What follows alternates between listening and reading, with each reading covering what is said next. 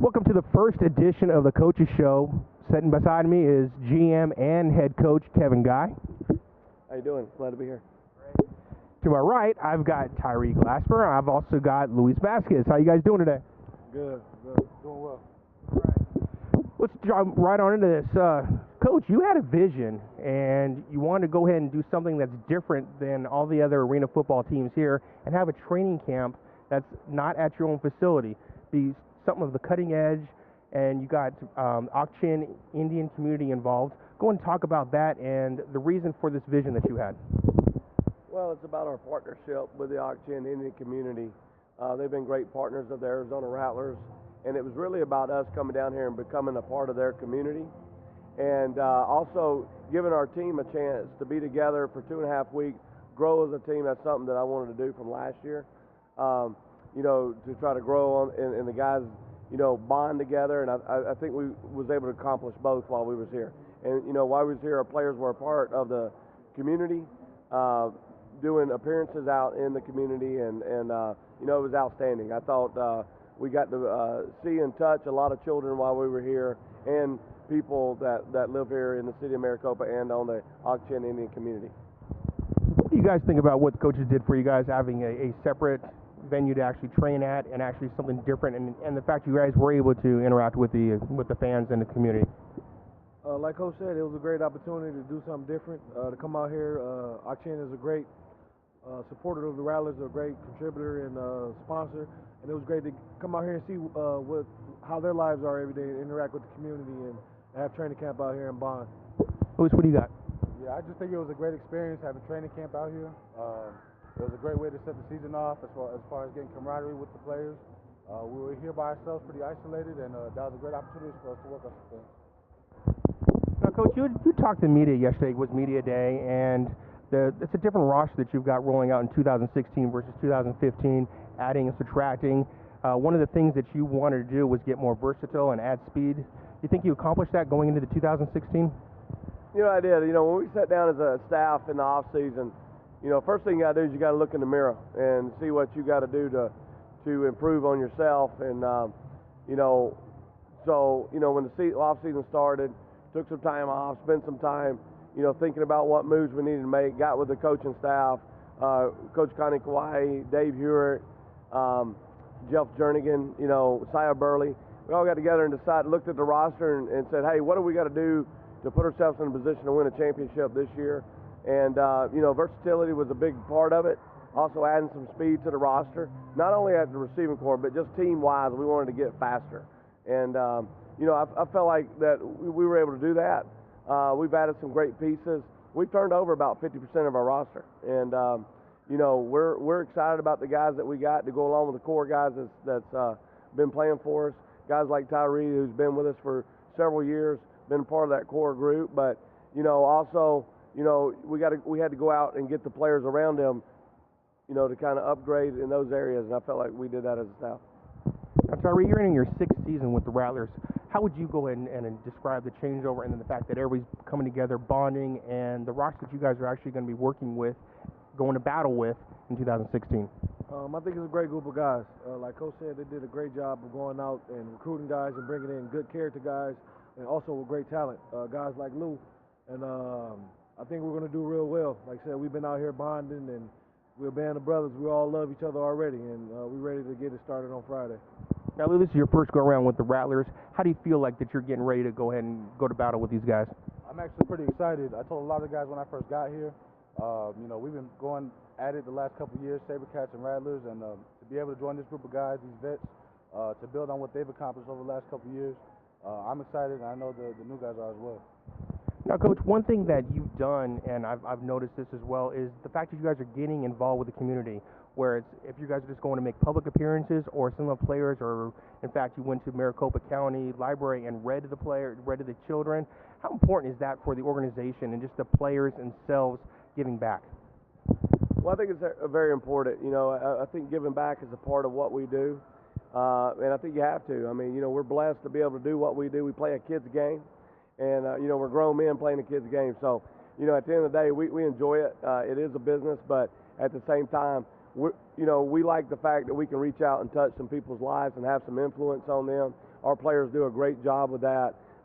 Absolutely, just being involved with the community and like you said, they went out to the library and read to the players. Also, we ran a couple of kids camps that I thought was great for the kids, and just being out there, being involved with them. And you never know who you're going to have influence on, when they're that age. And and we were just happy to be able to do that and provide that to the community. Now, I had a chance to catch up with team president Chris Preston. You guys made obviously we talked about the roster, the changes. You brought back a popular player in Maurice Purify. What went into that and realizing, because you've got a talented roster on receiving corps. So what made the decision to bring him back? Well, it's about production here. I mean, at the end of the day, the story's out there. It was kind of rocky when Mo left. And, at the end of the day, time heals wounds.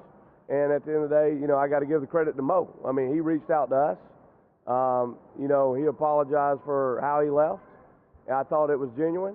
He was going into coaching. There was no talk about him playing football. So all that, Mo took the first step to kind of amend the fences on that stuff. And, it's business. I mean, this thing's a brotherhood, and, people are going to disagree. And from time to time, and at the end of the day, I thought Mo, was very mature about it. Like I said, I thought it was genuine. Accepted the apology. We had a discussion. He called and asked some advice on coaching. We talked several times. This it's not personal, and at the end of the day, it didn't work out for him coaching wise. He reached back out, said that he would like to come back. He fully understood if we didn't want to take him back. Me and the owner Ron Schertz had some conversations. And, it's about production, it's about winning, it's about putting the best product on the field for our fans. When we recruit our players here, we promise them that they will have a chance to play for a championship while they play for us. So, that's just part of it. I mean, he helps the team, and, I think he's a great human being. I think he's done some good things for our organization while he was here. I mean, he was a part of 3 championships. So, you kind of got to be an idiot not to take Mo P back. So, he's a great player. What's nice is you're not asking him to be the guy anymore. I mean, you've got a talented receiving corps with Rod Windsor, you've got Chase Dieter, who's coming into his own right now. I mean, he's becoming just a threat, not just a compliment player. You've got Kerry Reed, you got Mike Washington, who you picked up, and of course you brought in Anthony Amos. So he's just being more of a complimentary piece than the go-to guy or the main guy. Well, all that stuff will work itself out. It's about production, and if you're going to win a championship, injuries are a part of the game, and you better have a plan in place. And we learned this last year that as you get into injuries and as you have success, it's human nature. People are going to get complacent, so you better have answers. And at the end of the day, it's like I told the players earlier this week. They decide who plays and who doesn't play. I'm a competitive guy. I want to win, and I'm going to put the guys out on the field that's going to give the organization the best chances to win. And it's about their production, and they understand that it's a business. And I think our guys have been working hard. I think our minds are in the right direction. And but it's going to be a journey. And every day that we come to work, it's about the process of what we got to do to get to where we want to go. Now, everybody that doesn't know, you actually wear 2 hats. Okay, you're the general manager of the Rattlers. You're also the head coach. So did the head coach, Kevin Guy, reach out to the GM, Kevin Guy, and say, hey, attaboy, thank you for doing this move for me? Well, they definitely like each other. But, at the end of the day, we do it as an organization. I got a great staff. You're only as good as the people around you. And, I got a great coaching staff, great support staff on the football operations side. I get great support from the front office side and ownership. So, Ron Schertz is hands down the best owner in this league. So, when you look at it as an organization, it's more of a we than me. And, we work really well together. And we get in there and we challenge each other, and that was, we made some changes to the staff this offseason. I wanted people that was going to come in and challenge the way we think. That's the only way you're going to get better, to challenge the thought process and hear all the opinions and then make the best decision for the organization. We're going to take a quick break, but when we come back, there's a new look to the Rattlers in the 2016 season. We'll talk about that and more. And we'll also have some interaction with the fans that are actually out here with us. So we'll catch you back. Welcome back. As before we left, we were going ahead and talk about the new look that the Rattlers have for 2016. It was unveiled over at Media Day. Coach, I know you had your hand on working this design and the scheme that went involved in it. Go and talk about that new look. Well, it wasn't just me, but, it was an organization. There was a lot of people in the organization that was involved. But, at the end of the day, Under Armour is a new sponsor of the Arena Football League, and, I feel like that's a great company to partner with. Instantly gives our league more credibility, and we give them some credibility. So, I'm very pleased with the look that we got. We could take the uniforms, the jerseys and pants, and mismatch them a little bit and get some different looks, and we got different color socks and all kind of stuff. And I think that today's player likes that kind of stuff. I think it's only going to help with recruiting our image and our look to the fans. So I really think the fans are going to enjoy them. And I definitely think with the teal outline of the numbers, our numbers now are going to show up a little better on TV and on the film when you're trying to watch film. Sometimes it gets hard to kind of see the players and who they are because you can't really, see the numbers. So and I think that teal is going to bring that out and be a lot better watching film as well. What's nice about this, though, there's so many color schemes or ideas that people have. They want to be cutting edge. I mean, you look at it right here, and for those that haven't seen this right here, this is actually the home jersey. It's a nice, clean, classic look. It's not too gaudy, and, it is camera friendly. I mean, me out there taking photos, it's going to be easy for me. You seeing coaches film, it's going to be easy for you guys. So, I mean, you guys did a good job on that. Yeah, I thought so. The whole organization, Chris Preston had a hand in it, owner Ron Schertz, myself, Fish, who also works with the organization. So, everybody could kind of put their 2 cents. Our equipment manager, Todd Connor. So, it was, a lot of emails going back and forth, but we wanted the right look that was also, we have 3 helmets that kind of go with all the uniforms too. So we got a lot of options this year as we play each game, every week. And of course, with Under Armour being involved, it was time for me to make a change to the uniform as well. Oh yeah, I mean, Under Armour has been very professional to work with. The options that they gave us, I thought was very creative, and so I think it's going to be a great partnership. Now, you guys actually get to wear these uniforms, all right? Coach doesn't get to wear them. You guys get to wear them. What do you think of the look? I think it's pretty cool. I was one of the guys that got to try on the uniforms yesterday and model it, and I like the feel of it. It's tight. It's not loose. So especially as a defensive player, got them offensive guys trying to grab your jersey. So it's pretty sleek. It's pretty comfortable, and I really like how it looks. So since you said you were modeling, you were walking down the runway with him? Something like that. I ain't gonna say down the runway, but yeah, I walked down and stepped on the stage and did my little 2-step, something like that. Luis, what's your thoughts on them? I mean, I like them. I think they're classic. I've never been a big style guy, though, so, at the end of the day, we still got to go out there and perform. Now, the quest begins for another championship. It begins Friday night. You guys are going up to Portland. Opening season, arena season kicks off in Portland on Friday versus Saturday. What's it like actually being a national televised game and being one of the first games to actually air on Friday night? Well, we're just excited to get started.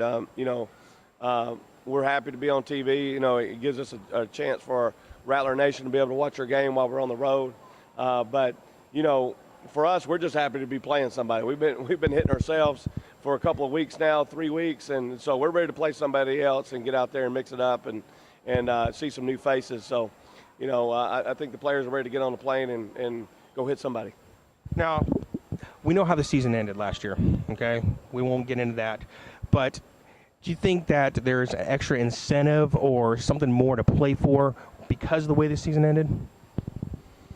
Well, no, I think you learn from, what happened. And what we learned was, there was plays to be made. You don't put it in the referee's hands. When you got a chance to take control of the game, you got to take control of the game. And so there was a lot of lessons that came out of that game. Hopefully we learn from it and we grow from it. That's exactly what happened to us in 2011 when we lost on the last play, in the Arena Bowl. We bounced back and won 3 straight championships, and I think it just made our guys hungrier.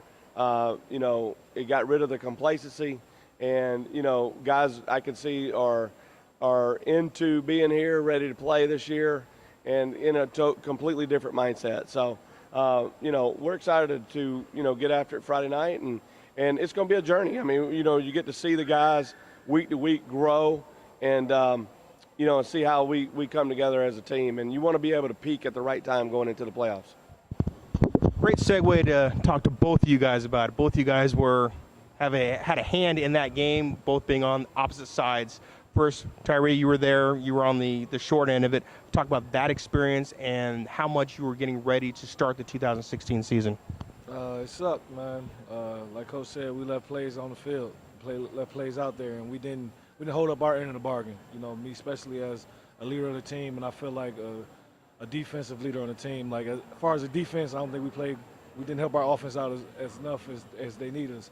And like I said, offense win games, defense win championships. And I feel like as a defense, we just didn't show up that game. But like I said, it's a new season. You got that. Want to get that bitter taste out of our mouth. So, and it all starts this Friday against Portland and try to go ahead and make that run. Now, of course, Luis, you're on the other side of the ball now. Do you think coming over here, you've got an advantage to help these guys get to the common goal, which is a championship? I wouldn't say an advantage. It's more so just the common goal is to win a championship. The only difference is where they're trying to get another one, I'm just trying to defend mine. At the end of the day, though, it's everyone still, coming to find common terms on how do we, get this ship going to win the championship. So, now, how did you feel when San Jose obviously, dissolved? The Rattlers came to you and wanted to bring you part of this. So, how did you feel about that? And how were you willing to embrace that opportunity?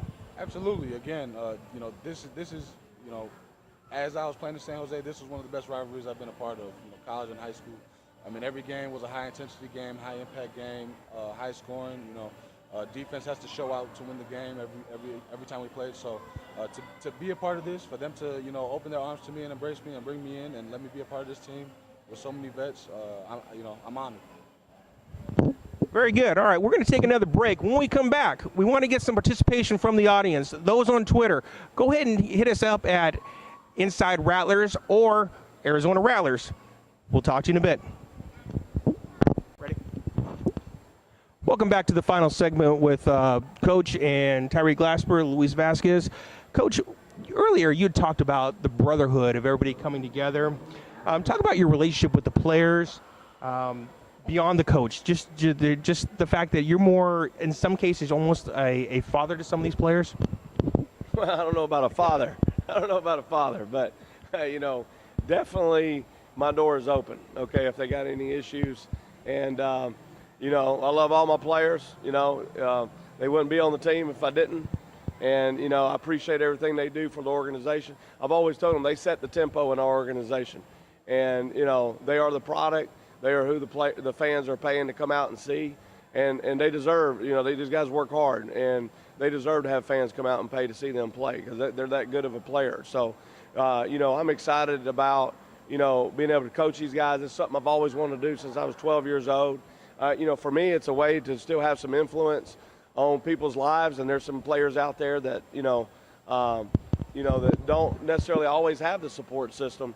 And, a lot of times, players wind up looking up to their coaches as mentors. And, at the end of the day, if we can ever help them out, then I think that kind of goes along with the job. And we like good character guys, but at the same time, I understand that young people are going to make mistakes, and you got to be able to, work with them, and hopefully they learn from the life lessons and grow as people.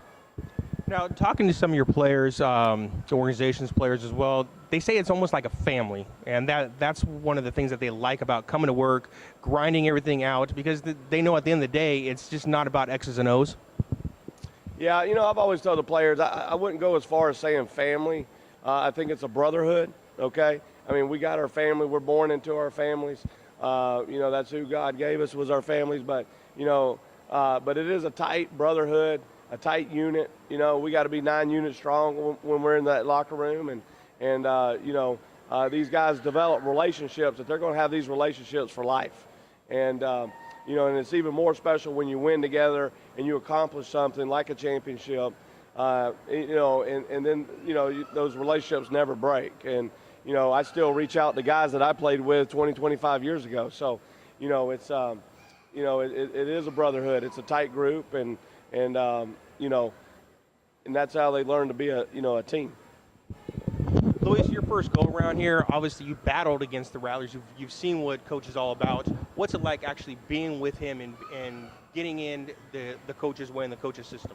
I mean, I love it here, I mean, everything's upfront and honest, there's no BS, he's a straight shooter. Tells you what he likes, what he dislikes, what we need to get better at. I mean, that's what you want and expect in a head coach. Now, Tyree, obviously you've got history. Entering your sixth season, you and Coach have been here all together.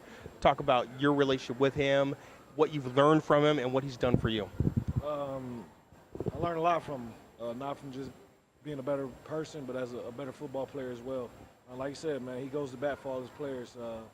He loves his players. It's not just during the season. He calls me, asks me about my family, how my son doing. Sent my son birthday gifts on his, on his birthday and things like that. So just learn a lot from him, man. He's a fiery guy that like Lou said, he's a straight shooter, and we really build off that. No great team can win without a great coach, and he is a great coach. Now, Coach, we'll get you out of here on this. One thing. There you go, right? Checks in the mail, right? You have a way of raising the players' talents to their full potential in terms of helping them achieve a success, which then relates to team success. Talk about how you do that and how you get that from your players. Well, I think that the player decides to do that. I mean, my job, is I've been accused of being a tweaker. I've been accused of pushing some buttons, but at the end of the day, the player has to decide how good they want to be, and are they going to buy in and be a professional and not only on the football field, but in the classroom when we're in our meetings, off the field, in the training room, in the weight room. There's a lot of moving pieces to the football operations in different departments, and so you're looking for the guy that buys into the whole program, and you got to give the players the credit of that. They're the guys that go out and play the game. My job and the coach's job, the assistant coach's job, are to put them in a position to be successful, but they actually got to go out and execute. So, I envy these guys. They still get to do it. In my heart, I still tell myself I can do it, but I just pulled a hamstring racing kids at a kids camp, so I already know I can't do it. So, at the end of the day, I get to relive my childhood, if you will, all over again, watching these guys get to play and so I'm very happy for them. They're having the time of their life, and they may not know it, but this is a great time in their life that they're getting to experience and go out and have some fun, and not only just have some fun on the field, but just have some fun out in the community, and you get to touch a lot of people. So I'm very happy to be able to coach these guys, and I appreciate all the hard work that they give us. Now, Coach, becoming a coach, I mean, you have to learn and you have to take away from people that you've been involved with. Who would you say has inspired you most during your coaching career, and what are you using that you learned today from that one person? I have been around a lot of people. One thing in this business, you see a lot of faces, and you can take from a lot of different people. And for me, it was about what era in my life did different people come in and out of of my life. So, back in my 20s, when I was, a lot of times, the government tells you you're grown when you're 18, but, a lot of times you're not grown until you decide that you're going to mature and grow up and be a man. Sometimes it's in your late 20s. But, there was a man, a coach, his name was Milt Theodosidis. I called him the Greek. We call him Coach T. He was running, when I was playing for the New Jersey Red Dogs, he was running a high school pro. He's in the New Jersey Hall of Fame of high school coaches. He was running a program. I was interested in coaching. At the time, I was thinking maybe I might coach high school. I didn't know what level I was going to coach at, but I wanted to go out. I kept hearing about his program. I went out and saw his program, and I tell you what, we never talked football. It was more about life and, the more of the psychology part of it, okay? And I learned a lot from the guy. And, I remember sitting in his house. We'd sit at 3, 4 o'clock in the morning just talking. Back then I was a sponge. I was listening to all this stuff, getting it in my head, and it helped me mature, as a person and grow. And, I'll always be grateful he just kind of showed up at the right time in my life that I needed it, because I was definitely a hardhead, growing up. So, but I'll always appreciate Coach T and what he's done for me in my career. And then after that, I've played for a lot of great coaches. Going through it, I played for John Huffnagel, Ray Yock, Jay Gruden, a lot of different guys, and I've been around people in the profession. Tim Markham, the late Tim Markham. I mean, he was always great. I mean, before Coach Markham passed away, me and Coach Markham probably used to talk, maybe 2 times a week on the phone. We'd call and talk and, talk about the business. And he educated me a lot on the business side, just having those conversations. So there's a lot of people that's been in my life that I owe a lot of credit to. And at the same time, you got to be willing to be a sponge and learn, listen and learn. And you can learn from a lot of people in front of you that's done it in front of you if you pay attention and open your eyes, and pay attention to details. So, but I've been blessed. I've been a lucky guy. A lot of things have fell my way, but I'm a big believer in if you do things right, all those other things will take care of itself. And then obviously, I think my mom and dad had a big part of how I was raised, and my dad was driven and pushed me. So, and I think I got a little of that from him as well. So, I'm very appreciative of him and my big brother. I mean, he used to muscle me around a little bit when I was a kid. So, you learn from those experiences too. So, there's just been a lot of people that's been involved with my life that I owe a lot of credit to. Great, good stuff. Well, folks, that's all the time we've got today for the Coaches Show. Go and join us next week, and when we come back next week, we'll also recap the upcoming game on Friday, and hopefully it's a W for the Rattlers. We'll have Coach, and we'll let you know about the future guests we'll have as well. For Coach Kevin Guy, for Luis Vasquez, Tyree Glasper, thanks a lot, and we'll check you out next week.